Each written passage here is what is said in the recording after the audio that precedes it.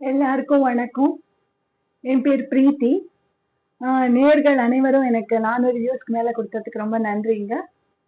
இன்னைக்கு நாம பார்க்க போற கதை விவேகானந்தர் சொன்ன கதைகள். இந்த கதையை வெளியிட்டு இருக்கிறவங்க ராமகிருஷ்ணா மடம்.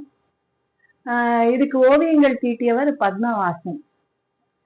இது ஒரு சுடர் ஞான தீபம் சுடர்ன்ற ஒரு கதைகள்ல இருந்து எடுத்த சில கதைகள் இருக்கு. விவேகானந்தர் சொன்ன சில கதைகள் இருக்கு.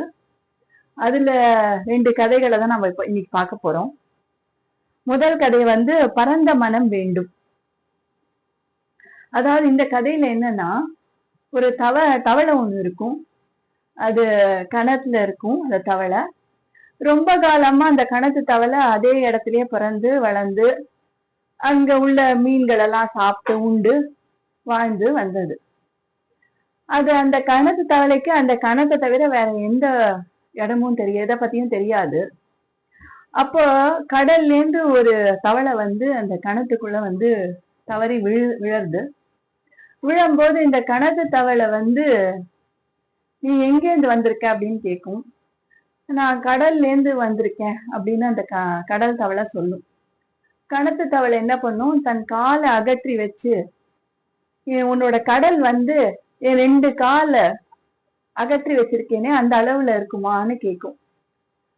அந்த கடல் தவளை சொல்லும், இல்ல அதை விட கடல் ரொம்ப பெருசு அப்படின்னு சொல்லும்.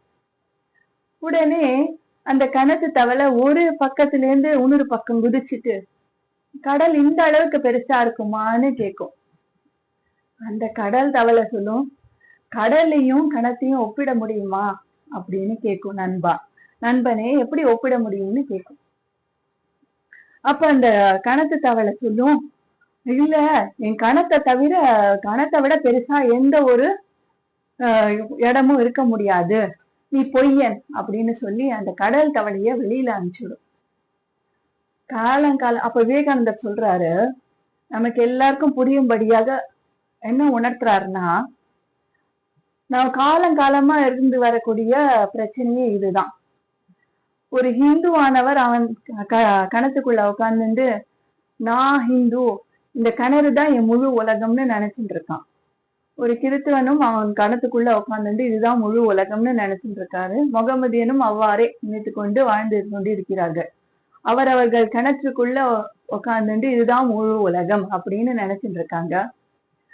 அதாவது சுவாமி விவேகானந்தர் என்ன சொல்றாருன்னா, இந்த எல்லைகளை நம்ம தகர்த்து எரியறதுக்கு கடவுள் நமக்கு அருள் புரிவாராக அப்படின்றார். எவ்வளவு உயர்ந்த கருத்து இது. அதாவது நம்மளுடைய எல்லை ஒரு பேரியர்னு இருக்கும்ல, we have breaking the barriers அப்படின்னு சுவாமி விவேகானந்தர் நமக்கு புரிய வைக்கிறார். அதுக்கு நமக்கு பரந்த மனசு வேணும். broad mind, we should have a broad mind to see the world as it is. அதுக்கப்புறம் இன்னொரு கதையும் சொல்றார், நீங்கள் சிங்கங்கள். அதாவது இந்த கதையில சுவாமி விவேகானந்தர் என்ன சொல்றாருன்னா, ஒரு ஒரு பெண் சிங்கம் ஒண்ணு இருக்கும். அது வேட்டையாட போகும். வேட்டையாட போகும்போது ஒரு ஆட்டு மந்தைக்கு போகும்.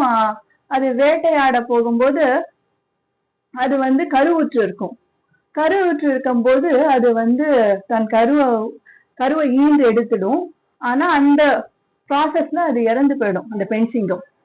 அப்ப அந்த ஆட்டு மந்தைகள் என்ன பண்ணும், இந்த குட்டி சிங்கத்தை எடுத்து வளர்க்கும். இந்த குட்டி சிங்கம் அந்த ஆட்டு மந்தையோட வளர்ந்ததுனால அதுவும் அந்த சிங்கமும் ஆட்டு மாதிரி கத்தி ஆடு மாதிரியே வளர்ந்து ஆடோடைய ஹேபிட்ஸ் அந்த சிங்கத்துக்கு வந்துடும். அப்ப ஒரு வெளியில இருந்து ஒரு சிங்கம், ஒரு புது சிங்கம் இந்த சிங்கத்தை பார்த்து வேட்டையாட, இந்த ஆட்டு மந்தைக்கு நடுவுல வேட்டையாட வரும். அப்ப இந்த ஆட்டு சிங்கமும் பயப்படுறத பார்க்கும். இது அது ஒரு வியந்து போயிடும். என்னடா, நம்ம வேட்டையாட ஆட்டு மந்தைக்கு போனா இந்த ஆட்டு சிங்கம் நம்மளை பார்த்து பயப்படுதே, அதுவும் ஆடு மாதிரியே ஓடுது கத்துது, ஆடு மாதிரியே கத்துறதுன்றதுனால என்ன பண்ணும், அது வியந்து வேட்டையாடாமலே போயிடும். இன்னொரு நாள் இந்த ஆட்டு சிங்கம் தூங்கிட்டு இருக்கும் போது அதுக்கு அந்த வெளியில இருந்து வந்த சிங்கம் புரிய வைக்க முயற்சிக்கும். நீ வந்து ஆடு இல்ல சிங்கம் அப்படின்னும். உடனே அந்த சிங்கம் பார்க்கும், அது வந்து ஆடு போலவே மேன் கத்தி, இல்ல நான் ஒரு ஆடுதான் அப்படின்னு சொல்லும். உடனே அந்த புது சிங்கம் என்ன பண்ணும், இந்த ஆடு சிங்கத்தை வந்து ஏரிக்கு அழைச்சிட்டு போயிட்டு, நம்ம ரெண்டு பேருடைய பிரதிபிம்பத்தையும் பாரு தண்ணியில, நாம ரெண்டு பேரும் சிங்கம் ஆடு இல்ல அப்படின்னும். அதுக்கப்புறமா வந்து கொஞ்சம் கொஞ்சமா அதுக்கு வந்து அப்பதான் வந்து உணர ஆரம்பிக்கும், அது ஆடு இல்ல அது சிங்கம்ன்றது. அப்ப சுவாமி விவேகானந்தர் சொல்றாரு, நீங்களும் ஆடு இல்ல சிங்கங்கள் அப்படின்றாரு. நம்ம ஆன்மாவானது தூய்மையானது, எல்லையற்றது, நாமளும் சிங்கங்கள். எதுக்காக அழணும்? All power is within you அப்படின்ற. when all power is within us, நம்ம எதுக்காக அழணும் அப்படின்னு சுவாமி விவேகானந்தர் நமக்கு புரிய வைக்கிறார். நம்ம ஆன்மாக்கு பிறப்போ இறப்போ இல்லை, துன்பமோ நோய் நொடியோ இல்லை அப்படின்னு நமக்கு தெரியும். அப்படி இருந்து நம்ம எதுக்கு அழணும்? நம்ம அந்த ஆன்மா வந்து எல்லையற்றது, தூய்மையானது அப்படின்னு நமக்கு சுவாமி விவேகானந்தர் இந்த கதைகள் மூலியமாக ரொம்ப எளிமையா நமக்கு புரிய வைக்கிறார்.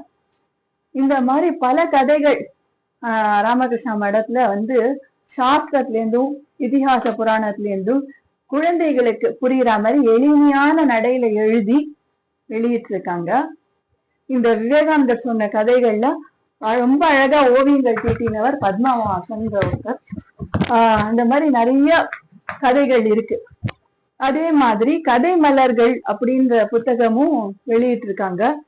இதுல வந்து படம் போட்டு அழகா வந்து குழந்தைகளுக்கு புரியுற மாதிரி எளிமையான நடையில நம்ம புராணங்கள்ல இருந்து வரக்கூடிய கதைகள் எல்லாம் எழுதியிருக்காங்க. நம்ம எதுக்கு விவேகானந்தரை பத்தி படிக்கணும்னா, விவேகானந்தர் வந்து இஸ் ஒன்லி, அவரோட வாழ்க்கையை படிச்சாலே it is everything is positive in him. அதனால we have to read about Swami Vivekananda. And சமீபத்துல நான் வந்து விவேகானந்தா கல்ச்சுரல் சென்டருக்கு போனேன். அங்க நிறைய கோர்சஸ் நமக்கு வந்து மைண்ட் காம் பண்றதுக்காக நிறைய கோர்சஸ் வந்து நமக்காக கொடுக்குறாங்க. நீங்களும் அத கோர்சஸ்லாம் அட்டென்ட் பண்ணி பயன்படணும்ன்றது என்னோட அன்பான வேண்டுகோள். இந்த புத்தகங்கள்லாம் நீங்க வாங்கி கண்டிப்பா படிக்கணும். நேயர்கள் அனைவரும் எனக்கு 500 வியூஸ் மேல கொடுத்ததுக்கு ரொம்ப நன்றி. வணக்கம்.